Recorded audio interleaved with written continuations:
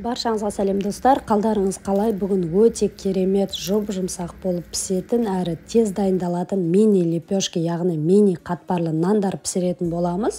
Әдеттегідей жасалу жолы оп-оңай, және де менің видеоларымды қарай отырып сіздердің іштеріңіз піспайды деп ойлаймын. Себебі мен видеоның тек қана қажетті жерлерін қиып, сіздерге ыңғайлы етіп монтаждап қойдым. Сондықтан да менімен бірге болыңыздар, соңына шейін көруге кеңес беремін. Менің каналыма жазылып, пікір қалдыруды, жүрекшені басуды ұмытпаңыздар. Ендеше тағамның жасалу жолына кірісейік. Бізге осындай дайын қатпарлы қамырлар, яғни слоеный тесто қажет болады. Оның сеуіп, осылай араларын біріктіріп отырып, қамырымызды жұқа етіп жайып шығатын боламыз.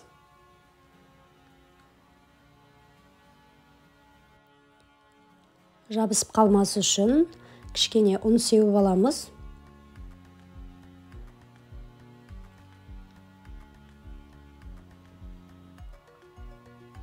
Міне осымен біздің қамырымыз дайын болды.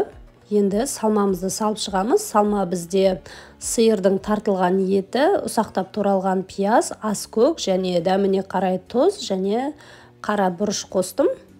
Осылай енді ортасына жайып шығамыз. Енді дөңгелек пішінге әкеліп орап алатын боламыз.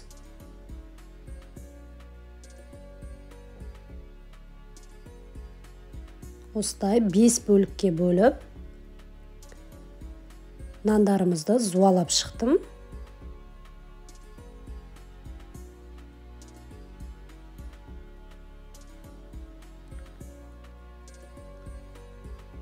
Осылай зуала жасап алып, енді бізде кішкене жайыған кезде қиындау болады, себебі еттің суы шығып, жаюға кішкене ыңғайсыз болса, ұнды көбірек сеуіп, осылай жайып алсаңыздар болады. Көп жаюдың да қажеті жоқ, себебі зуалаларымыз онсыз да кішкентай, сондықтан аз ғана жайып пісіріп алатын боламыз.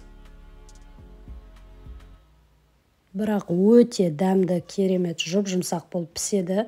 Самса сияқты енді дәмі ұқсас. Самсаны мысалға ұзақ қамырын жасап, одан кейін оны бүгіп, одан кейін жарты сағат пісіріп, көп уақытты қажет етеді, ал бұл лепешкелерді аз уақыттың ішінде, асығыс болған уақытта тез дайындап шықсаңыздар болады.